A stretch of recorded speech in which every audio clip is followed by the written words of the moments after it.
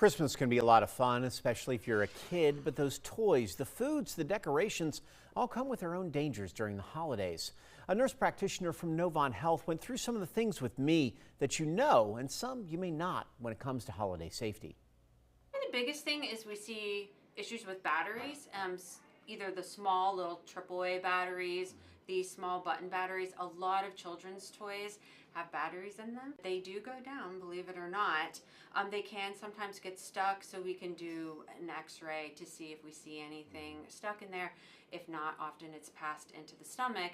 But one of the biggest issues is it's corrosive, and so it can cause some internal issues. When ornaments fall either off the tree, or small children will reach up and grab ornaments off the tree. These very easily can go into their mouth, and then it could actually pierce or cut the throat. Nothing low on the tree or anything that would be high enough for them to reach up. I have seen that people are now putting like fences or gates up around the tree. That's actually a great idea because it will help deter them grabbing and getting anything off the tree. Making sure that the toys meet their age range and are appropriate for their age, because often they will be made so that batteries don't fall out. If they know a 3-year-old's going to be playing with the toy, they make them a little more secure. A hair bows, this seems very innocent. Now it could go down the throat. It can be passed easily. One thing that we've seen is either hair or these getting tied onto the children's toes or fingers, and it acts as almost like a tourniquet and can cut off circulation, and they usually won't let you know until it gets pretty significant. Inevitably, children love the packaging that comes, anything from your Amazon orders and Christmas packages and all of that. They often will put this on their head. It seems like a game and a toy, but unfortunately it can cause asphyxiation or can suffocate them.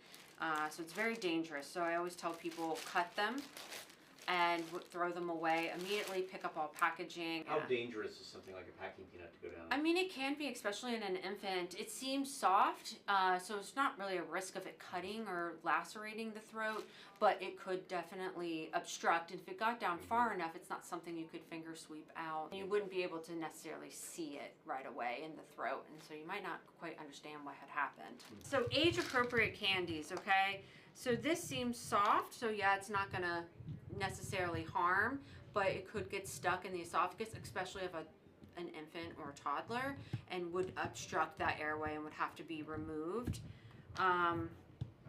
Peanut M&Ms are another one. The chocolate will dissolve, but the peanut would not. So also being sure that they don't have an allergy to peanuts. So we saw a lot of what we would call like accidental poisonings, whether that was from medication, cleaners, so having locks on your cabinets, even young toddlers, we even lock the toilets now just so they can't crawl in and accidentally be submerged. We've seen kids take those stools and go up to a stove and pour a hot and grab a hot kettle, and it spills.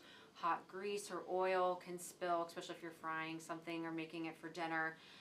The other way we've seen it is hot coffee, hot chocolate. You sit your mug on the coffee table, a toddler comes up to the coffee table, pulls them up, and they can get significant burns where they require care at a burn center. Now, if you want to learn more about all the things that you can do to stay safe this season, just go to WSAV.com/holiday safety to see all our recent stories.